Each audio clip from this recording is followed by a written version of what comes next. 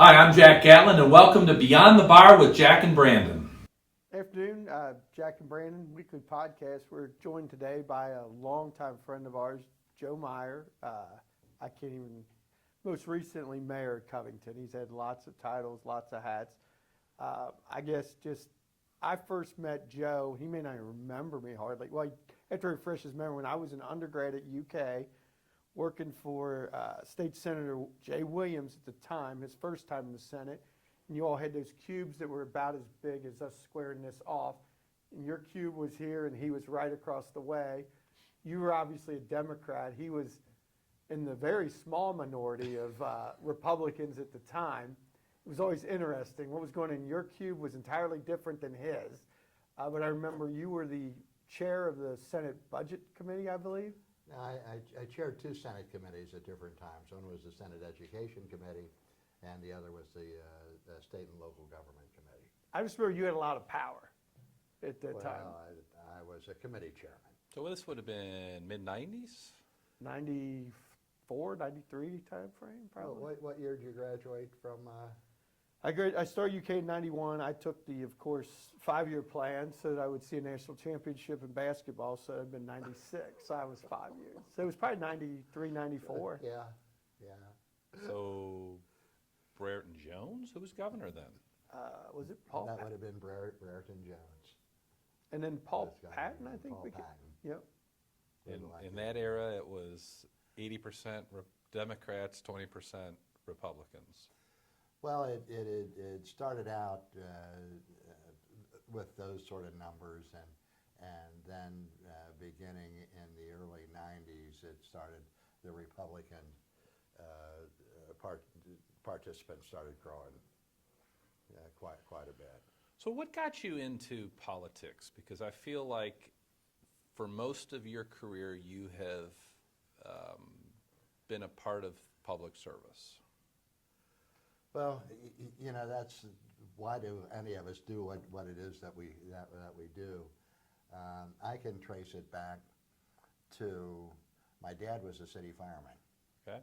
Okay, and firemen, they always talk about what's going on in the city, and so we'd always be talking city government, city politics, and I can remember one particular episode that affected Indiana Avenue, which was our second home.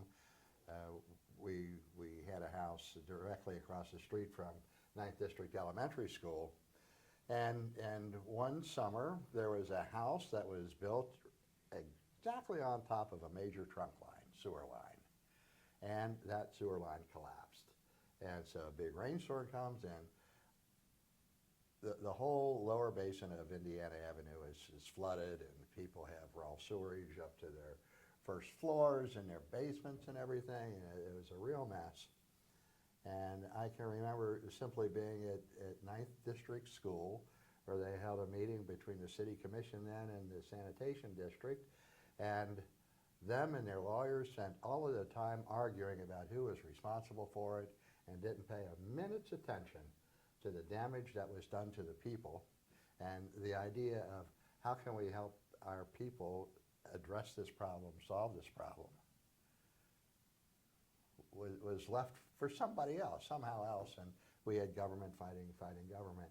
And I can just remember being very appalled by that attitude. And how old would you have been then? I would have been, I don't know, 12 or 13 years. So you would have been a young old. Covington lad student at that I was a time? young Covington Latin School student at the time. And I Probably saw, graduating the next year. I saw government in action. And I that got was you. just one word. I got you. So Not when were two. when were you first? What was the first elective office you held? State representative. So how old were you when you became a state rep? Oh, it was 31. So how long were you in the House before you went to the Senate? I was 7 years in the House, 8 years in the Senate. And then when you 15 left the years. Senate, then you went. Is that when you went to like CAECO or something? Yeah, I went and was general counsel and deputy director of CAECO for about 4 years. And for people that don't really know, we commonly call it KCO, KLC, but basically I think a lot of people don't understand in this state, these organizations that KLC organizes cities, KCO organizes counties, they're They're very powerful. Yeah, how lobbying would you forces. describe them Right. politically? Well, they're both very powerful political bodies, and the interesting thing is that KCO was founded by judge executives from Kenton County and Fayette County. Did not know that. Another Kentucky judges, Kenton County, Campbell County, and Fayette County were the three founding judge executives for the Kentucky Association of Counties. Cool. So then you also spent some time as a cabinet secretary. Right. Well, I went, I was senior policy advisor for Crit Llewellyn as state auditor in anticipation that we hoped of building a gubernatorial run, but health and other issues intervened and that didn't work out. And then I went to work for the Bashir administration and was senior policy advisor there, and then deputy secretary, and then secretary of Education and Workforce Development Cabinet for about 3 years. And Crit Llewellyn, because I remember, I think you and I kind of first met, well, we knew each other, but really became close knowing Paul Vesper, Judge Bartlett, we'd all do lunch. Right. But I remember Crit Llewellyn, she was one of those people who, probably that first true nonpartisan, I mean, it didn't matter if somebody was doing something wrong with money, she was, I agree with you. she was across yes. the board, straight as She an was arrow. the first person who became kind of aggressive in that role, I thought. Well, she was the epitome of a public servant. She put the public interest first, and a lot of these other considerations that we deal with today were not part and parcel of her mindset. In fact, wasn't she a big proponent of kind of putting a lot of the, kind of exposing KLC and the board at KLC? Yeah, when they had all those issues, financial, yeah, she, Right. Right. And I mean, they had some craziness going on. They obviously are a totally different organization today, a lot of reforms in place, but it seemed like she was the elected official that was helping spearhead that. We were representing a couple cities at the time involved in a class action lawsuit against them. well, and if I remember right, she was going after, like, there were airport board, she was Right, no, there exposing was, that there yes. were people that were Yes. getting on these boards just for lots of things that I think the public thinks is wrong with government, Right. a lot of perks and Right. things like that. That, just, it's not government's responsibility to pick up your bar tab, because you want to be on a board. The whole purpose of the change in politics over time has been simply unbelievable. It's been turned upside down. When I first ran for the legislature in the 1970s, it was very much a bottom-up mindset. There were no lobbyists. There were no big funding organizations or national issue groups that were promoting certain things. It was born of what's the local community want? Are we satisfied with what we're getting out of Frankfurt? And the grassroots up. I remember I had a contested general election as well as a contested primary election. I think my total campaign expenditures was less than $3,000. You fast forward today and we move from bottom up to very much top down, where only people who have access to the top and literally hundreds of thousands of dollars even for a state rep race. You have to have that access in order to be a successful candidate today. Yeah, I saw something, I think, in Lincoln KY or one of the local publications where it had a graph of lobbyists in Frankfurt. And this year, just like every year before, has set a record for more lobbyists in Frankfurt. And it was some crazy number, like over 3,000 registered lobbyists in Frankfurt for this session. And millions of dollars being spent. Right, on- and on- mostly on from lobbying. outside of the Commonwealth. Right. And the effect of that is, and when I started in the business, you paid attention to the people that you served. You paid a lot of attention to their issues, and you kept your ear to the ground. Today, you pay attention to the funders. Right.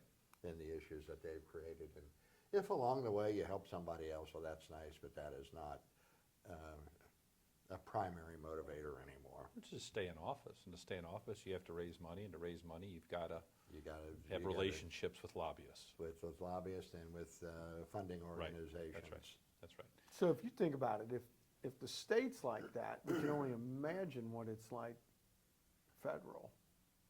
Oh, it's appalling. It's got to be multiplied by 100. It's totally appalling. You know, you, to be in leadership in Washington is to make a commitment to raise millions and millions of dollars. To get a chairmanship in Washington is to make a commitment to raise millions and millions of dollars for your respective parties. You know, it's, Which is why a lot of folks in leadership in Washington virtually never step foot back in their home districts, because generally the money's not in those home districts. that's right. Yeah, I mean, you're dealing with a national footprint, and you got to go where the money is. But let's talk locally, because I think still in 2025 in the United States of America, there is no group of people that make more of an impact on daily citizens' lives than local officials. And when I say local officials, I'm talking about city government, county government, that by far, those are the folks that I think make the biggest difference, because they're the entities. I mean, the city of Covington is who is going to respond if I have a heart attack right now. The city of Covington is going to respond with a police officer. The city of Covington pays for the roads that allow me to get out of this office building. And I think in many cases, we become infatuated with federal elected officials, because it's what you'll see on the TV news at night, but it's really the local officials that are making the biggest impact. And that's where you have made a huge impact here in Covington. So segue how you've kind of gone from state to now you had a passion, your home, you wanted to help your home out. You know, I think quite successful on the state level as a legislator. I was a committee chairman in both the House and the Senate.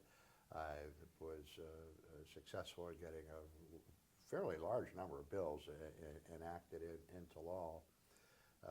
As cabinet secretary, we initiated some things in the world of workforce development that are still the policies and programs that are in effect today. We started initiatives like supporting career and technical education that have simply blossomed as people recognize the need for options for people who are not going to finish a traditional bachelor's degree during their lifetime, but they all need post-secondary education in order to have the skills that allow people to participate meaningfully in the American economy. So, I'm proud of the work that I did in both those environments. The work on the city level, though, has been the one that is most responsive. It's the place where you can really see the difference in real life, and you can have a very direct and immediate impact on the quality of lives, the opportunities that people have through the programs and initiatives that you undertake as a mayor, as the city government. So, for example, if I'm dealing with an issue like education on the state level, you set a policy, but then it goes to an executive branch, it goes to a Department of Education, it goes to the local school board, it goes to a local school, it goes through so many layers that it takes literally years. Right. For policies to be implemented, hopefully as they were foreseen, in the street level. On the city level, you see that result today. If you don't pick up garbage, if you don't remove snow, if you don't fix the potholes, you hear about it. Right, that's right. If you do the positive things and you create opportunities for people, you do hear about it too in a very positive way. So the city level in particular is a place where if you're focused on working to improve the quality of life for the people who live in your community, you can do that and you can have a very dramatic impact. Absolutely. Indeed, one thing you and I have always talked about, because obviously you've always been a lifelong Democrat I've always been a Republican, but probably politically, you and I probably agree on 99% of the same things. But do you think, like, it seems locally there's, at least in where we live, there's still a civility. I mean, you've teamed up with Democrats, Republicans. Some of your closest friend mayors are perceived Republican. I mean, it shows you most of what's done locally is not partisan in nature. Because picking up the trash isn't Right. partisan. I mean, let's be honest, the things cities do is not partisan. The issues that we confront are not partisan, and so we have a great chance to work across the line, and the party registration on the local level is not as relevant. But that is not to say that the party registration on the local level is immaterial, because we all know of cases where folks who are in the majority party can chose to impose their will or to ignore those of the minority party in a way that doesn't necessarily contribute to the overall well-being of the region. So partisanship does raise its head, unfortunately. Yeah, I mean, because I think you do. You see elections where if you truly ask people, they weren't going to be on a podcast or held to what they say. They truly were asked to assess a candidate. No, somebody that kind of knows the person's back and what they've done, and they didn't feel they had to worry about repercussions due to party and shot straight. I think a lot of times there'd be a big difference. I remember a few years ago, I think it was a guy, Mark Ramler was running in Campbell County, I think, for county commissioner. I'd known Mark for years. He was a Democrat. And I remember it was like people that weren't made for him. It was because he was a Democrat. But it was like, this is a guy who has redeveloped houses, done all kinds of good work, would have had lots of strengths to offer, but he was being judged by that, whether he had a Democrat or a D or an R by his name. And it, again, locally, what people see nationally really doesn't come down locally, but that's unfortunately how people a lot of times vote. Well, the billions of dollars have been spent on the brands of the respective parties, and unfortunately people on the local level get painted with that brand, even if it's completely irrelevant to the facts on the ground. But there were some big issues that Democrats and Republicans aligned on here in Covington. One would be the tolls. That would be an example of one where I saw unification amongst local Republicans and Democrats. That was true, but only to a part. Okay. Okay, it was the Democrats and it was the Tea Party Republicans Okay. who were on the same side. That was like when you first got elected, that party. I remember you joked, this is the most eclectic Yes. party I've ever been to. You had the Tea Party with the most, I mean, it was a crazy, actually it was probably what's needed in this world. It was a mixed crowd. We started the fight off against tolls back in 15, a couple of years before I even ran for mayor, and we put this coalition together. We had the Tea Party Republicans were opposed to tolls on a philosophical basis. Mm-hmm. They're wrong. It's a responsibility of the federal government. They should cover it. You know, my side of the table was not so antithetical towards tolls philosophically. It's that we thought the project was really bad for Covington, and if tolls were the only way to get the project built, by stopping tolls, we stopped the project. So we had an alignment of interest. And it was always very interesting because when we would get together, we would always feel a little bit weird. Yeah, each of us would look at the other side and say, something's not right here. But we had sort of a pact where we agreed to just focus on this one issue and put all of our other differences aside. And so during the lead up to a lot of the decision making, we stayed very unified in our opposition to tolls, and were successful in helping Representative Arnold Simpson get a state law passed that banned tolls on bridges between Kentucky and Ohio. But that, I said, was like the Democrats, the Covington people, and the Tea Party people. What we would refer to as the chamber Republicans, they were all in favor of tolls. Our county judge executives, sure, they never stood up and raised their hand and said we're against tolls. The Chamber of Commerce was all for tolls. Mitch McConnell was all for tolls. So you had the mainstream Republicans who supported tolls, and you had the fringe Republicans and the fringe Democrats who opposed them, but by uniting, we were successful in getting a law change that changed the landscape. And then when I became mayor and was speaking on behalf of the city, you know, it raised the profile of our opposition to a way that we were able to describe in detail the kind of issues that we had with the Brent Spence Bridge Corridor project as it was defined in 2012, and we carried that message literally around the world. Around the world. I was interviewed by newspapers from Japan, public radio from Denmark and from Germany, and the Bloomberg and other Washington outlets. The Biden administration paid a lot of attention to us, and so did the Kentucky Transportation Cabinet, because when we outlined our concerns, the Kentucky Transportation Cabinet actually moved forward to begin to address those concerns in a meaningful way. And that happened. So The initial plans pretty much just shut down Covington from any exits, correct? you couldn't even get off in Covington. Right. And it Which was would just so been wide devastating to the business community. that it just tore the rest of the heart out of the city. So even though we stuck with the two bridges, the second bridge is now 43% smaller, narrower than it was.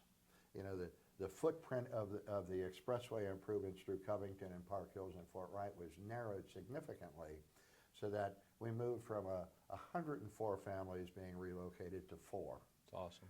We saved over 10 acres of ground. We reduced by about 50% the number of businesses that were going to be acquired. So, And you continue to have exits. and we continue to have exits. They shifted the function of both bridges, and so people could continue to use the 4th Street entrance ramp, the 12th Street entrance ramp, and have access to downtown Cincinnati, and vice versa. The people coming southbound, if they're going to get off in Cincinnati, that also gave them access to get off in Covington. Well, and if you So- want, I mean, proof of not having access, what it can do, we're seeing that. Newport's getting hit right now because of the Right, Big and I Mac think there's Bridge. been 2 or 3 businesses already shut down, they claim, because of the lack of access. It's a Right. huge issue. And another thing that I know you worked on, because I was involved with the city, was the, and I don't think anybody, I don't know if you've really gotten the credit, just, I know you went to bat. You know, we all are paying a lot of money for environmental surcharges on our SD1 bill, but what's the impact of what you're taking off in stormwaters, combined sewer overflows with this new project? I mean, it's significant. One of the problems that we have in government, and I think it's a contributing factor to the lack of trust by our people and the frustration that people in our streets and neighborhoods feel, is when government loses its focus.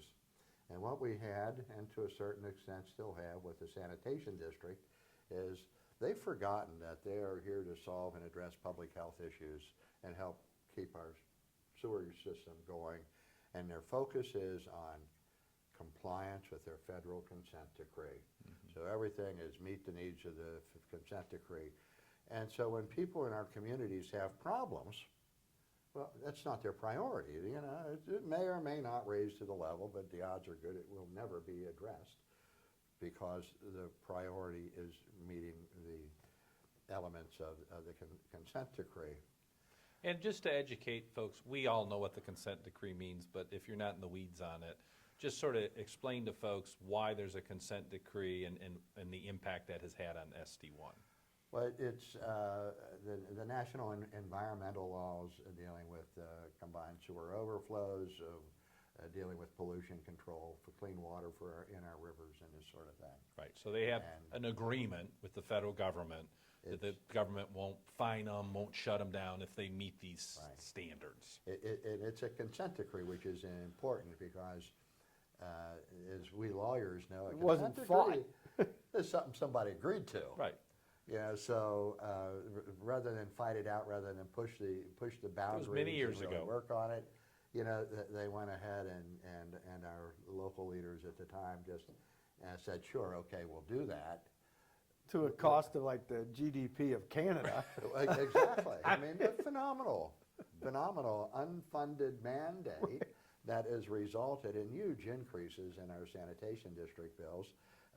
And then later on was the stormwater component, which was passed over to the sanitation district with an extra fee for stormwater that was paid by everybody. But folks who are on the combined sewer system are not supposed to be paying a stormwater fee. Okay, the MS4 program under state law and federal law is separate storm sewer system. And if you're dealing with combined sewers, you do not have a separate storm sewer system. Right. So Louisville, their residents who are on combined sewers do not pay a storm sewer fee.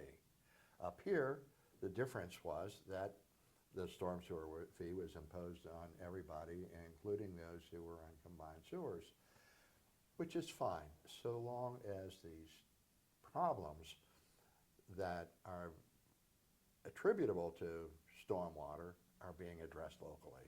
And what we've seen in Covington in particular, in places like Jefferson and Euclid Street and Highland Avenue, where you've got a lot of street flooding and basement flooding, or 36th and Park, or 22nd and Russell.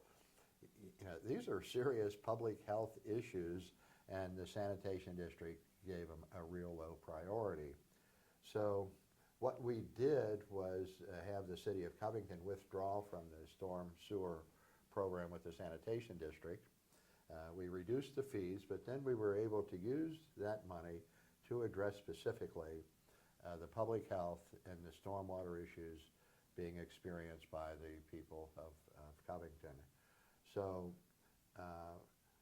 because it was our responsibility when it became time to deal with the Brent Spence Bridge Corridor project, for example, we wanted addressing the stormwater problem incorporated into that highway project, because so much of our Highland Avenue, Euclid Avenue flooding was attributable to the construction of the interstate back in the 60s. And we were successful in getting the state to incorporate a brand new massive storm sewer from Kyles Lane north to the Ohio River to help mitigate that storm water problem. In other words, to address a public health issue and a quality of life issue on Highland Avenue and Euclid Street, and we'll reap the benefit from that.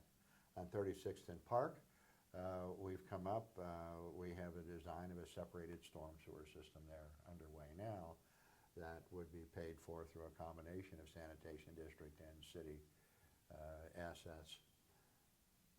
The important thing, though, is this: the city's acceptance of the responsibility for the stormwater problem put us in the position where we hear the complaints, we see the effect of the problems, and we are in a position to address those problems using the resources of our community that otherwise would have gone elsewhere for other things. Well, and to follow up with what you started with when you were 12 or 13 and saw that issue, I remember years ago, and you've kind of always, what I've always respected of you is you balance that it's not always about dollars and cents. Like you get, like sometimes people want to say, oh, it'd be cheaper to buy these 5 houses out than fix them. It's like, wait a minute, they were here for 200 years, that house, and now because of development and all, it floods or something because of sewer overflows. That, I think that sometimes you can be a quote unquote, free market, blah, blah, blah, but I don't think that anybody, when you take a step back, should think that somehow a price tag should be put on something you already have, and that we don't want to, the government doesn't step up and fix that problem. And that seems to be what you were driving in Covington. One of the reasons that I'm such a strong Democrat is because I believe that government can work. I believe that through government we can do together what we can't do on our own, and that working together we can improve the quality of life for our people. We can give people opportunities.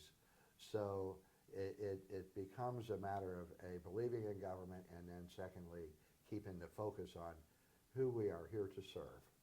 You know, we're this of the people, by the people, for the people stuff. I actually believe it. And that's been a real strong motivator for me over time.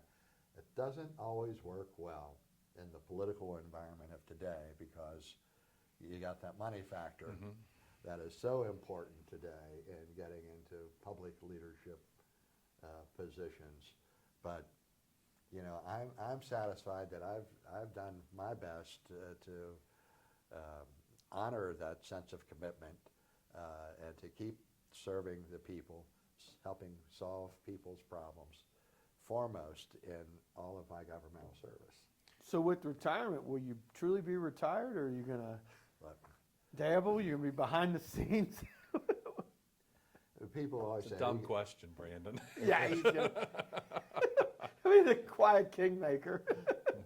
all of us are involved in politics. It's Yes. just a matter of degree. And- if we vote, we're involved in politics. If we don't vote, we're involved in politics because we're giving right. other people. And you have the a ability very to young choose. Democrat in the room that was happy to vote in her first election for a Democrat, and she's waiting for the swing back. Is that fair, Emma? And it will swing. It will back. swing back. It always swings back. Because both parties, I'll be neutral on this, both parties sometimes go too far, and they get a little greedy. Well, you've got those structural issues, and one of the most damaging structural issues to me was the Citizens United case, Sure. where it Absolutely. equated speech with money with speech. You know, back in the 90s. It took all the handcuffs off, realistically. Well, absolutely, and the money comes from the good Lord knows where, and only the good Lord knows how much, and then only the good Lord knows to whom, because there are none of these reporting requirements, or the reporting requirements are just a waste of time. Right. in And hide behind today's PACs. world. That's the reality. You hide behind PACs, you hide behind 503 organizations, all of these different types of things. And it makes money far more important than the opinion of the people that you're here to So serve. back to Covington, we talked about a couple, what I would say would be huge accomplishments of your administration, Brent Spence Bridge, SD1. Maybe not as sexy as the next one I'm going to talk about, which is what I look at in my office every day, and it's everything that's going on with the IRS Center. And the redevelopment of that IRS Center, I think, is just, I've really enjoyed watching it every day. And so tell us a little bit about how that happened, what the plans are for it, because it's really exciting. Well, the loss of the IRS Center was the official end of an era, the turning of a page, and a horrible loss to the city at the time, and a great opportunity. The turning of a page because the IRS Center was promised to Covington by John F. Kennedy himself through Brent Spence back in the early 1960s, when the suburbanization movement was just really getting underway. And Covington was already feeling the loss of jobs and people. And so having a federal IRS center that would employ at times as many as 6,000 people was a huge source of revenue for the city to help pay the bills, to provide the services that the people really want. And so the IRS center was Covington's response, a part of Covington's response to the changing social values of suburbanization and whatnot. Well, when that IRS site shut down, that kind of said the Covington's concerns about suburbanization are over. We're done. We're moving on finally. So what we did was recognize that the IRS Center, as it was developed in the cities, really represented an effort to suburbanize Covington's development. So instead of our narrow streets and our buildings in dense neighborhoods and whatnot, we had this 23-acre site with one big building on it that Right. was surrounded by parking and didn't fit in with Covington a little bit. A great revenue source, but Right. you know, Aesthetically, it was dreadful. It was terrible. It was terrible. So we recognized that we had this opportunity to redo it, and we wanted to redo it by undoing what had been done in the 1960s. And by that I mean we wanted to take that neighborhood, that 23-acre site, and reintegrate it into the city by starting with the restoration of the urban grid. You know, 3rd Street stops Right. at Madison and it picks up over Johnson Street. Take it on across. Russell Street went all the way up to 2nd Street, and it now stopped at 4th Street. So from that premise of restoring the urban grid, you created a mindset that this is part of the city. And then we went through the master planning process with a whole lot of community engagement to ask the people what kind of neighborhood would they like to see here. And we're in the implementation phase now. Half of the infrastructure is almost completed. We'll start the other half of the infrastructure within the next year or so. There are, I think, 4 or 5 development contracts that have already been signed, where we'll begin to see work on that soon. And the guiding principles for that development is always been to be the antithesis of the master developer concept. If you look at the banks, one developer for the whole site. If you look at the Ovation, one developer for the whole site. Look at Covington, we have one site, but we want to have 20 or 30 different developers. Why? Because that's the way the city developed. We didn't have somebody come in and do Right. neighborhood after neighborhood. They did building after building. And what we have seen in other parts of the city, when you have separate developers, you have an increasing interest. You have improved quality. There's almost an informal competition from developers to make sure that whatever they do it just a little bit better than the last guy did. And that has held true. And the result of that is the creation of a very pleasant urban aesthetic where, you know, you like your environment. So we are anticipating that we will have that sort of effect by getting different developers bringing their different philosophies and standards to the development. We also wanted to make sure that we have room for a variety of uses. So there's actual sites reserved for single-family homes as well as apartments. And we've got townhomes as well as apartments and perhaps condos. And we want small developers, we want Covington developers to have a chance to participate in that and not limit ourselves to people who can bring 20, 50, or $100 million to the table, but people who can put together some of these smaller deals. Again, in the belief that it gives ownership, it gives pride, it gives interest, Right. and it'll create a more desirable place for people to live. Now that's all theory, and I can say we'll find out in maybe 5 to 10 years if the theory is valid or not. When do you think the first building will have a ribbon cutting, or first house, or first apartment, or whatever? What's your anticipation for that? For the actual construction? Yeah, when Well, will later this summer. Later this summer. We have the Dries Corporation is in for a part. We have another developer they're ready to do townhomes. We have another apartment complex that's already signed up for, and they're waiting for our infrastructure elements to be finished. Right, so which they can look, move in. as you said, about a year away, they look finished. I mean, when I'm watching them, They're close. yeah, it's actually been fascinating Yeah. to watch the whole thing unfold. Well, he took it down in what seemed like 2 weeks. Right. I mean, give O'Rourke a shout out. They moved like they were on fire getting it down. Well, you look for some of these private victories, quiet victories. You know, the IRS Center was shut down, I think, in 19.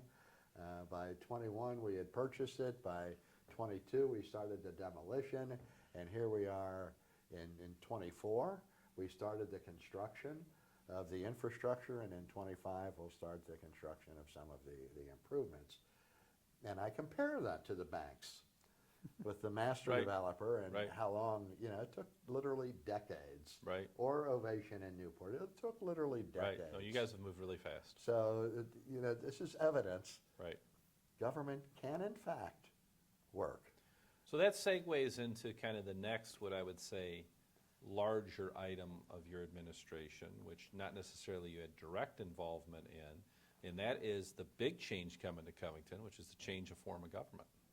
Shifting from a city manager form of government to a mayor-council form of government, which will be the new strong mayor, will be Ron Washington in 2 years. Yeah, Some would argue that, while not officially a strong mayor, when you were mayor, you were a strong mayor. I was a strong-willed mayor. Yeah. But the system worked against me a whole lot.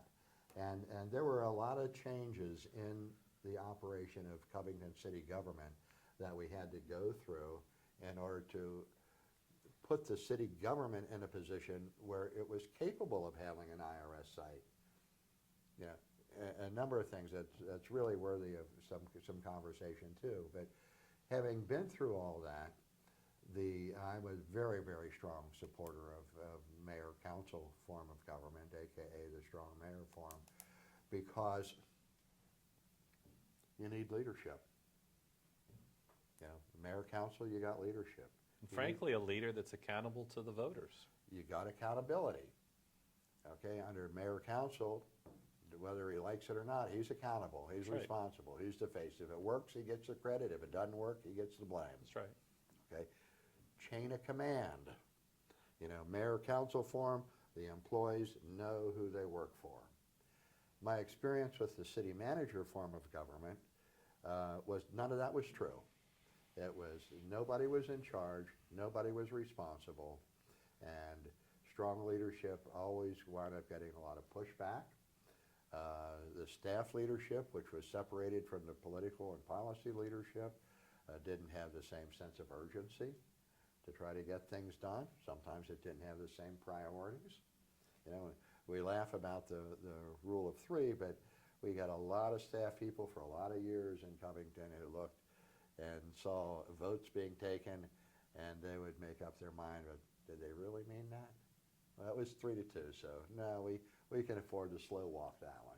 We don't have Right. to implement that. So, too much time was spent on the politics of the bureaucracy. Too little time was spent on the politics of serving the people. Okay, and I firmly believe that it was the structure of the city government, that city manager form, that contributed to that weakness. Well, the lack of cohesiveness too. So when you have a situation where your power structure can change 3-2 every 2 years, it's hard to get a project like the IRS Center, which might be a 6 to 15 year project, through all the different majorities on that commission. Correct. I mean, I think that's been a huge Well, hurdle. and it's also worth pointing out, if I recall, because I think I covered the meeting, every one of the sitting commissioners endorsed the strong mayor election, the ballot They did. initiative. So even arguably some that were maybe giving away some, they all felt it was best for But the they city. still have power in a mayor-council form of government. I think that's the misnomer. Yeah, They still have they're- the power well, of the they purse. control the purse, which is the 100%. biggest And, power. and yeah. they have the oversight responsibilities. Yes, And they have a lot of policy-making absolutely. potential for the general ordinances, but And also arguably, the power to constructive. impeach a mayor. True. Absolutely. So they still have a fair amount of power.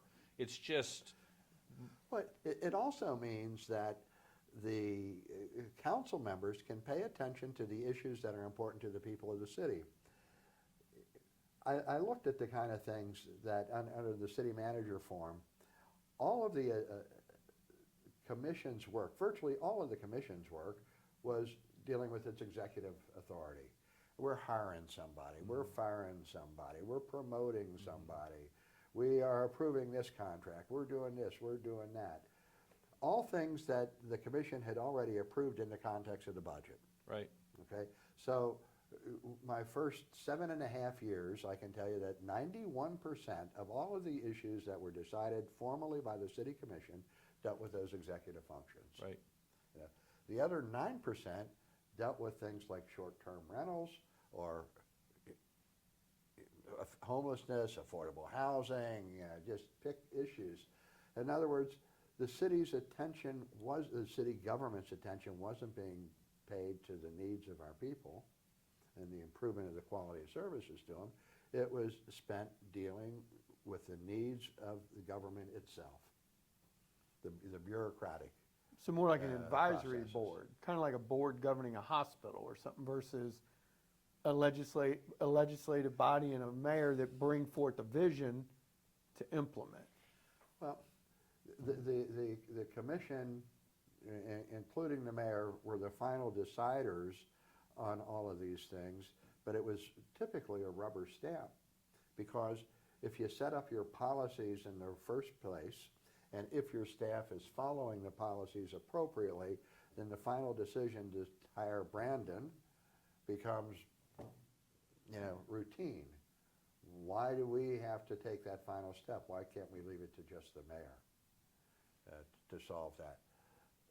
So the flexibility that's out there for our council members going forward to address some of these regional issues, some of these other issues that people raise, like the affordable housing is a favorite one, or some of these other things, they've got more capacity to do that. So we only have about another 5 minutes. What are things that you think that Covington and the region need to focus on in the next 10 years? We want your wisdom here. You only got 5 minutes. But what do you see are the things that really are what worries Joe Meyer and that really the region needs to pay more close attention to?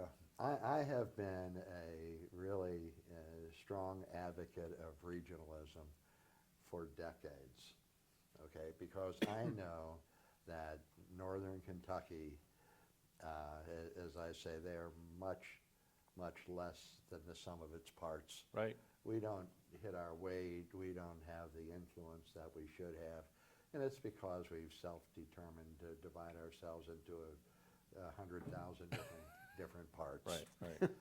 We hurt ourselves professionally in terms of the quality of governments because we are very broad, but we are very shallow in our governance skills. For example, we have, 30 city administrators, right? At least. Thereabouts. I don't Yeah, even know what the sure. number is anymore. All making $100 or $150 or $170,000 a year doing their little piece of the pie. How many subject matter experts do we have on housing or transportation or these various social issues? Recreation? Virtually none, virtually none, virtually none, virtually none. How can we have the capacity to deal with these issues when we don't have the staffing and the skill to deal with it?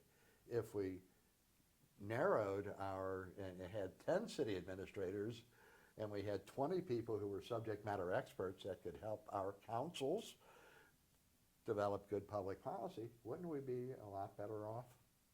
Just saying. Well, what I have seen, though, when we implement regionalism is that it's really never been real regionalism. Because at the end of the day, we wind up splitting ourselves at least into 3, if not more.